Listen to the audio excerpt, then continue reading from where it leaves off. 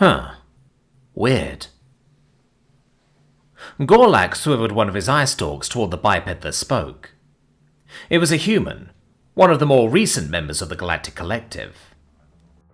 They came from a planet unflatteringly named Earth, and were renowned for, among other things, their sheer plainness when it came to bipeds. They lacked the extra arms on their thorax shown in races like the Sloth and Vron. They had no defined talons on any extremities, unlike the Zolkesh or Narud, and their muscle-to-mass ratios were utterly pathetic for their species, even less than some of the non-sapient species on their own planet. They were, however, adequate when it came to engineering, what with their nimble fingers and relatively long reach, making them good picks for enterprising starship captains looking to take on a new race. Gorlak decided to respond to the exclamation after finishing their repair job. "What is weird, as you say, Engineer Michaels?" Gorlak bubbled out, listening while they carefully repacked his provided engineer's repair kit. They did not want a repeat of the incident above Psi-4. "I keep telling you that you can call me Eric, Gor," the biped replied, crossing his arms.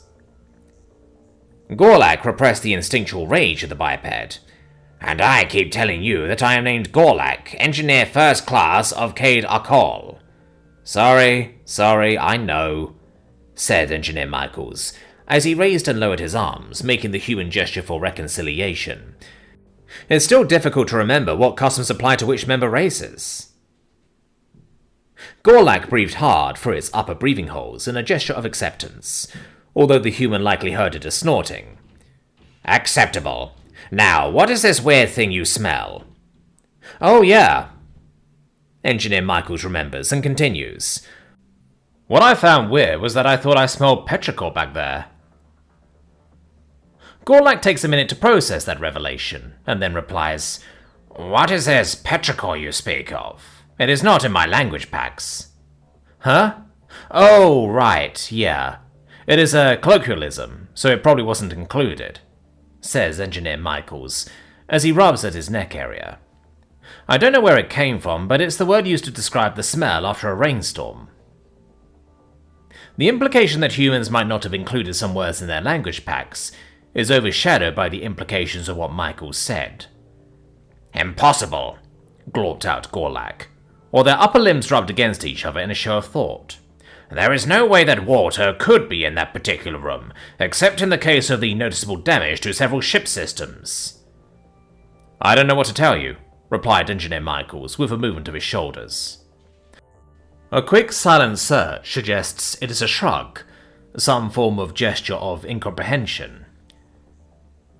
"I smell Petrichor in that room, in fact," says Engineer Michaels, as he takes another sniff on the recycled air of the ship. "I'm still smelling it. Is there something wrong with the air?" That thought brings pause to Gorlak as it thinks over the possibilities. Either Engineer Michaels is having some sort of medical situation causing him to experience things that are not there, or he is right and more evidence is needed. Either way, a quick trip to the medical bay would be useful. "Come on, we will go to the medical bay to clear your head of these delusions of water," Gorlak states, as they move in the direction of the sick bay. "But I'm not," Engineer Michaels starts to say, before Gorlak turns to them. Engineer Michaels sighs and replies, "Fine, let's go." One trip to the medbay later. "Well, there's nothing wrong with him physically, although his aura could be brighter," said Healer Jarthup.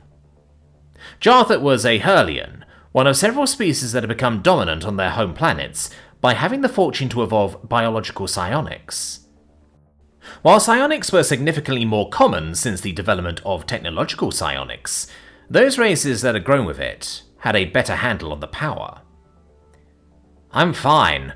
The smell of Petrichor, which I still smell by the way, just reminds me of home," replies Engineer Michaels. "See, I'm just fine, Gor. Oop, sorry, I know you don't like it when I..." Engineer Michaels turned to look at Gorlak, but stopped at what he saw. Gorlak was not concerned with Engineer Michaels' aura, or even his use of that pejorative shortening of his name. They were still as their mind rapidly went over all of the possible ways the human could have smelled water in the ship, especially the engineering section, and discarded them just as fast. The spacesuits had no liquid components. The engineering bay was on a closed air system. The atmosphere was kept dry to prevent certain component failure.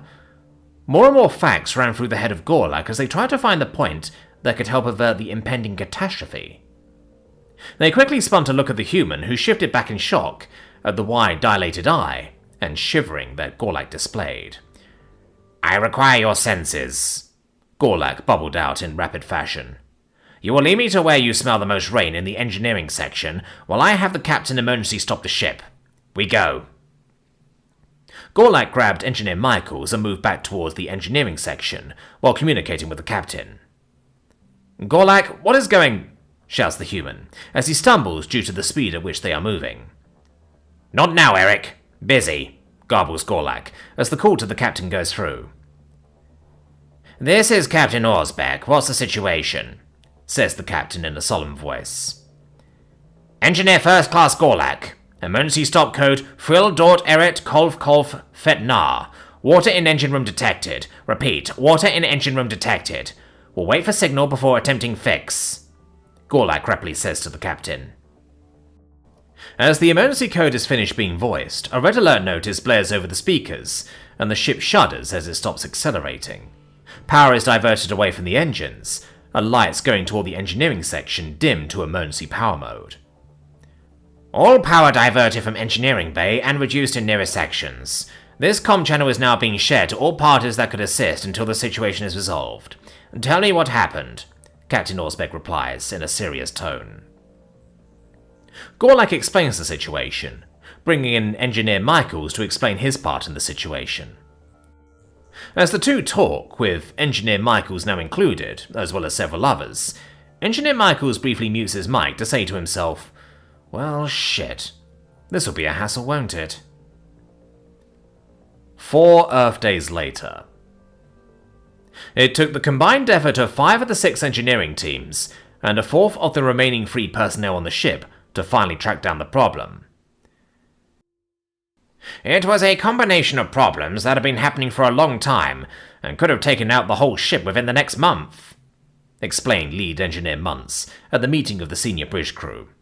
"It turns out that water from the hydroponic bay had been leaking through an improperly bonded section of the inner hull, and eroded its way down past an air distribution node, and through an unintentional weak point in the lining of the engine room. We managed to find the damaged areas and created some workarounds until we can get to a port and repair the issue." "How wasn't this caught sooner?" questions Captain Orsbeck. "I would think that this would be something that had multiple complaints brought up."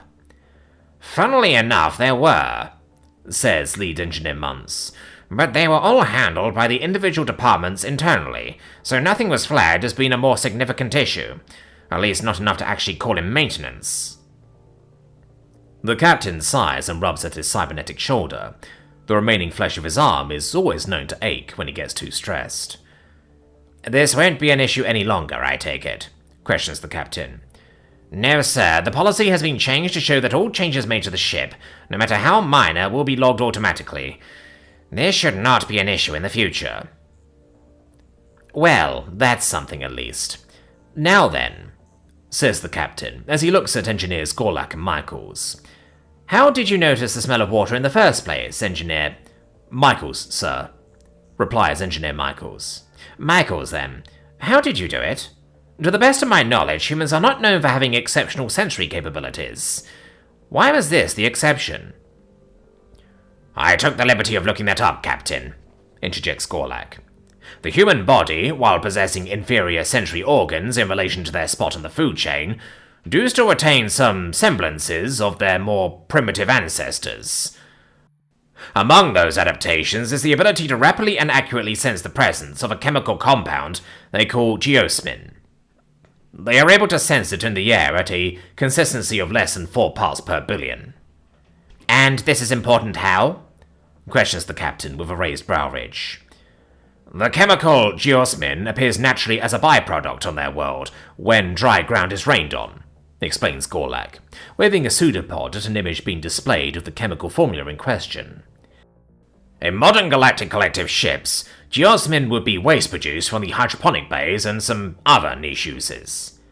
Thank you, Gorlak. That was very informative, as always, says the captain with a small sigh, before turning to speak directly to Engineer Michaels. While this is exemplary work and saved the ship and crew from what could have been a bad situation, you have not been on the ship long enough to have qualified for a promotion. Instead, a commendation will be added to your file going forward, mentioning this incident. Thank you, sir, says Engineer Michaels. You are all dismissed, says the captain, as he waves away the crew present. I already had to fill several calls from corporations upset at their cargo being delayed, even with a valid excuse. I can only imagine the show that will happen once news eventually reaches the council that something like this can and has happened.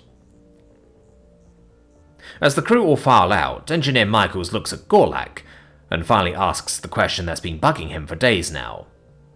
So, Gorlak. Yes, Engineer Michaels?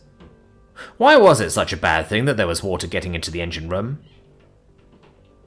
Gorlak looks at the human and then turns to continue moving, replying with, Read over your crew packet better. It was covered under worst-case scenarios, subsection dimensional displacement.